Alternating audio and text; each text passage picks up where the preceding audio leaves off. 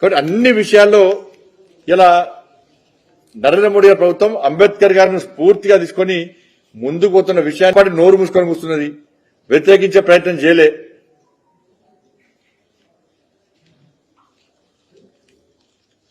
కాబట్టి రాజ్యాంగానికి భిన్నంగా మేము ఎవరు వ్యవహరిస్తారో దాన్ని అడ్డగించే వ్యక్తులు మేము. ఇటువంటి పరిస్థితుల్లో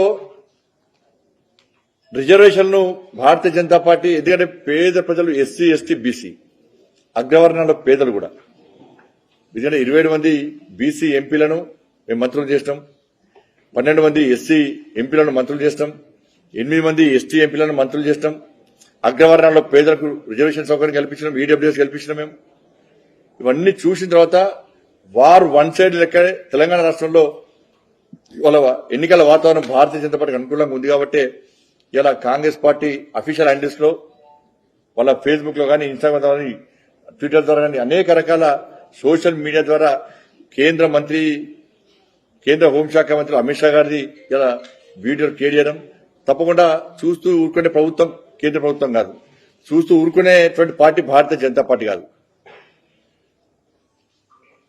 కానీ మొత్తం ఎక్కడ పోయినా ఇక నవ్వుకుంటే పరిస్థితి కాంగ్రెస్ పార్టీ వ్యవహారాలు చూసి నేరుగా ధైర్యంగా వాస్తవాలు చెప్పి వాళ్ళు ఏం చేసినాం, ఏం అభివృద్ధి చేసినాం, 6 గ్యారంటీల పరిస్థితి ఏది. చివరకు రాష్ట్ర ముఖ్యమంత్రి గారే టీవీ ఇంటర్వ్యూలకు పోయి 6 గ్యారంటీల గురించి అడుగుతానే ఇంటర్వ్యూ రాను అంటే అనే పరిస్థితికి వచ్చిందంటే ప్రజల్లో కూడా 6 గ్యారంటీల మీద ఎంత వ్యతిరేకతను అర్థం చేసుకోండి.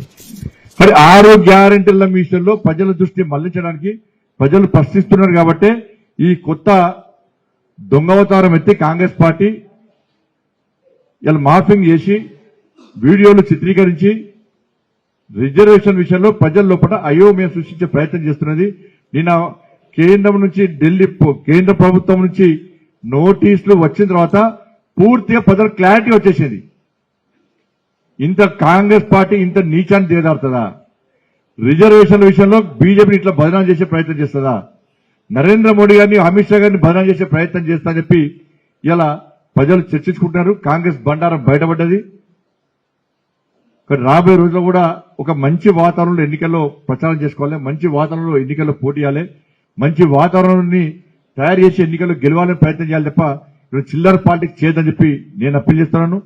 కరీంనగర్ పార్లమెంట్ లో కూడా కాంగ్రెస్ పార్టీ అభ్యర్థి ఎవరో, ఎక్కడి తెచ్చిండో, ఏ దేశమో, ఏ రాష్ట్రమో ఎవరు తెలియదు. ఎవరైనా ఆయన ఎవరో అంటున్నారు. ఆయన ఒక తెలంగాణ ఉద్యమం చేయలే, ఆయన ఒక రైతుల గురించి మాట్లాడలే, నిరుద్యోగుల గురించి మాట్లాడలే, ఉద్యోగస్తుల గురించి మాట్లాడలే, ఆర్టీసీ కార్మికుల గురించి మాట్లాడలే, ఈడబ్ల్యూఎస్ గురించి మాట్లాడలే, ఎస్సీ ఎస్టీ బీసీల గురించి మాట్లాడలే. ఆయన మీద గతంలో ఇప్పుడు అరెస్టులు కాలేని పేద ప్రజల కోసం ఆయన ఇక్కడ ఉద్యమాలు చేసే చరిత్ర లేదు. ఆయన చరిత్ర ఏంటంటే పొట్టు పైసలున్నాయి, ఆ పైసలతో టికెట్ వేసుకున్నాడు, టికెట్ వేసుకున్న దానికి ఖర్చు పెట్టి మళ్ళీ గెలవాలి. వాళ్ళ కాంగ్రెస్ పార్టీ కార్యకర్తలు మీ అభ్యర్థి ఎవరైనా టీవీలో పెడితే మాకు తెలియదు సార్ అంటున్నారు. కాంగ్రెస్ పార్టీ ఏ రోజు అమలు సార్ మాకు టికెట్ వస్తాక తెలిసింది సార్, మాకు మా నాయకులుగా తెలుస్తారు, కొన్ని 2-3 నాయకులుగా తెలుస్తారు. ఆయన వాళ్ళు తెలిస్తే సరిపోతుందని వాళ్ళు అనుకుంటున్నారు.